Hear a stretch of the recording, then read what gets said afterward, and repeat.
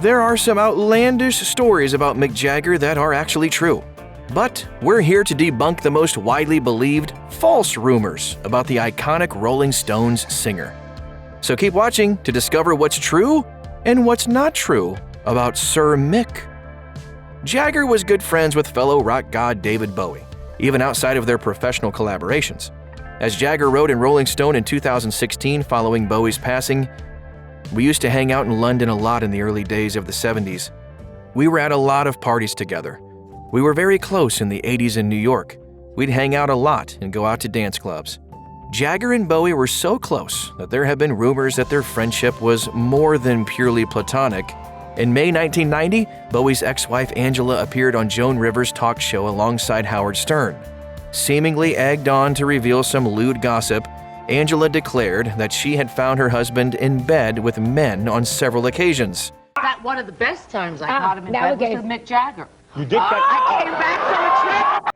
Both Jagger and Bowie brushed off this allegation as false, and Angela also ultimately backtracked.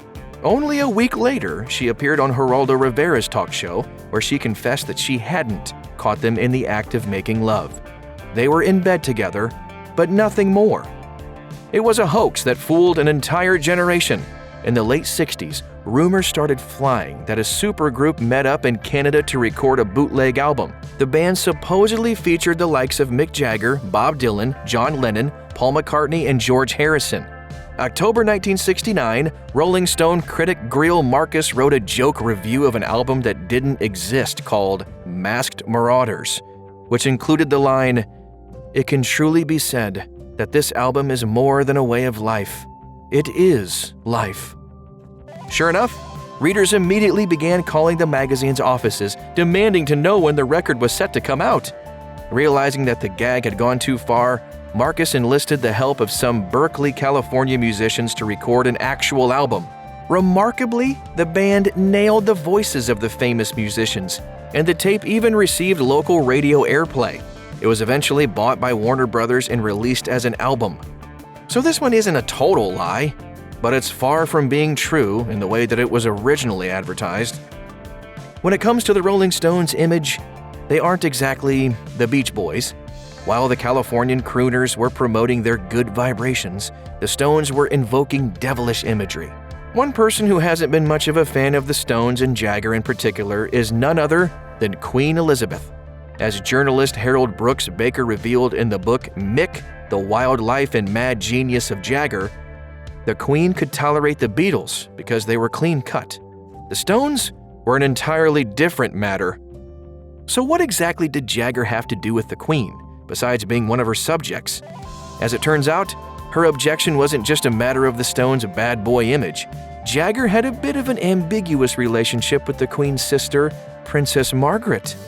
The pair would often talk on the phone, with Jagger even getting invited to social events.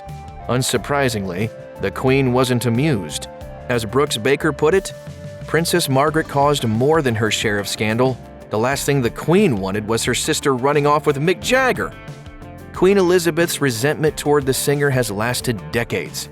In 2003, she even declined to knight him, as she didn't have the stomach for it, leaving the task instead to her son Prince Charles. It certainly doesn't help that Jagger once called her Chief Witch. When anybody mentions the Rolling Stones, the first two names that come to mind are of course Mick Jagger and lead guitarist Keith Richards. The two have had perhaps the longest-running partnership in modern musical history. While they're responsible for writing timeless hits like Satisfaction together, there was actually another ringleader in the band's early days, side guitarist and jack-of-all-trades Brian Jones.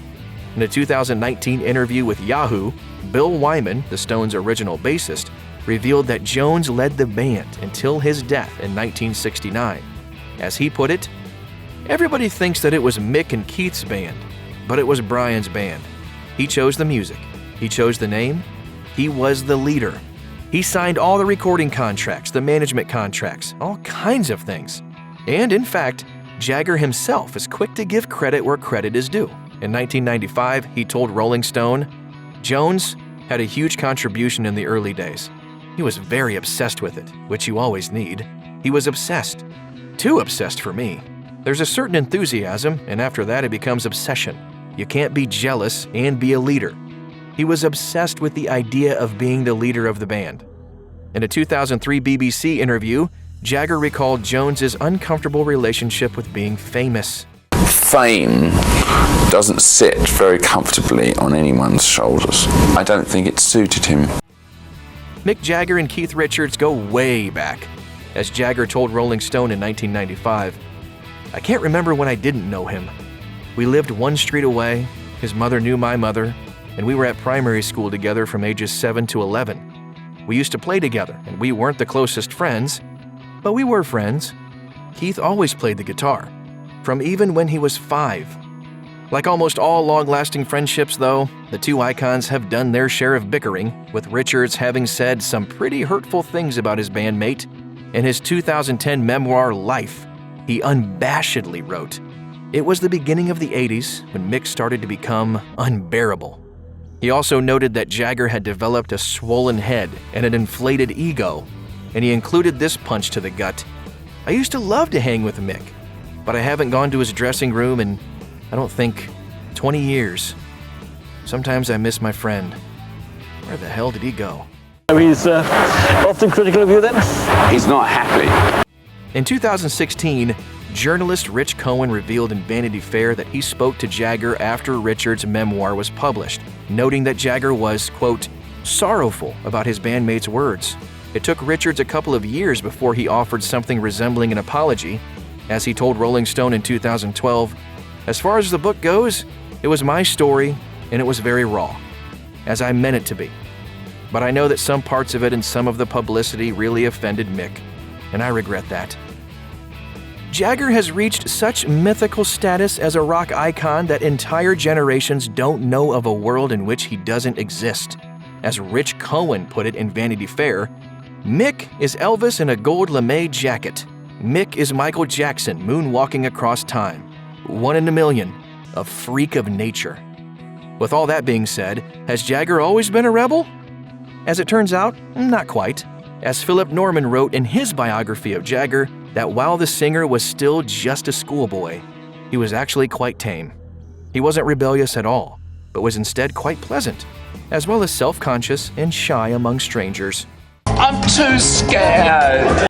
Jagger himself echoed a similar sentiment while speaking to Rolling Stone in 1995, as he noted that only after he turned 18 and started playing clubs did he start to get female attention. As he put it, "You're going, well, this is good. You know, this is something else." At that age, you're just so impressed, especially if you've been rather shy before.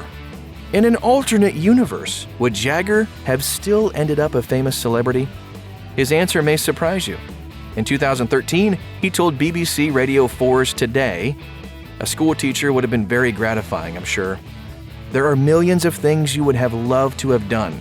A politician, a journalist. I thought of being a journalist once. It is a slightly intellectually undemanding thing to do, being a rock singer, but, you know, you make the best of it." In 1973, the Rolling Stones released the acoustic rock song Angie off the album Goat's Head Soup. Ever since its release, fans have wondered who the enigmatic Angie in question is, with many concluding that it's actually about David Bowie's ex-wife Angela.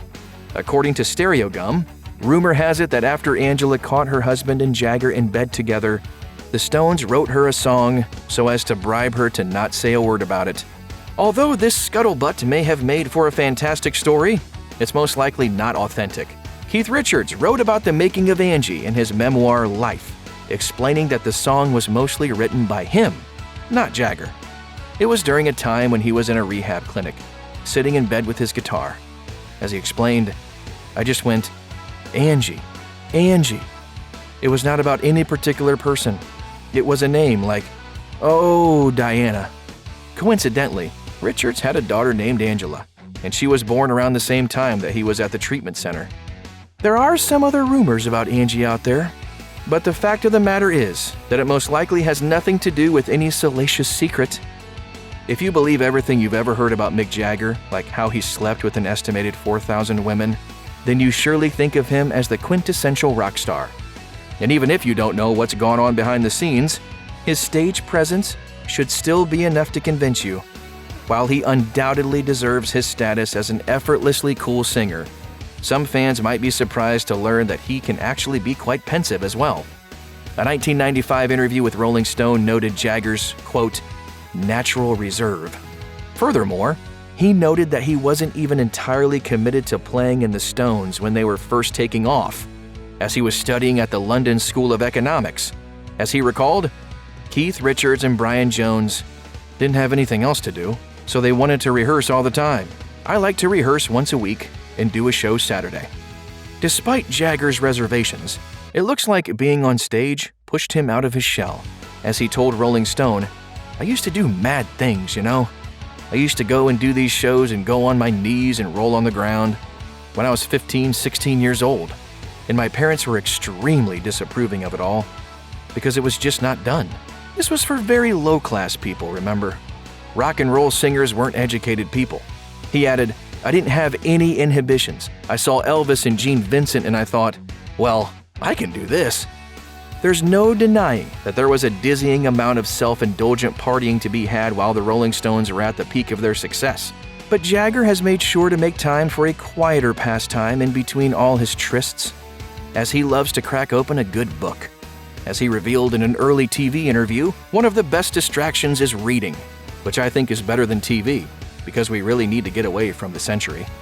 This wasn't the only time Jagger chatted about this particular hobby. In 1995, he told Rolling Stone that he's a fan of Russian writer Alexander Pushkin, as he praised his use of personal experiences embellished with imagination. Jagger's former girlfriend, Marianne Faithfull, was also a big influence on his love of literature, especially around the time the Rolling Stones' 1968 album Beggar's Banquet was being recorded. He recalled to Rolling Stone, I was just writing a lot, reading a lot. I was educating myself. I was reading a lot of poetry. I was reading a lot of philosophy.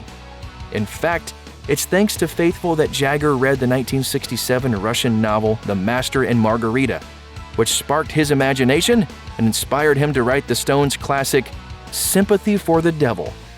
Check out one of our newest videos right here. Plus, even more grunge videos about your favorite stuff are coming soon. Subscribe to our YouTube channel and hit the bell so you don't miss a single one.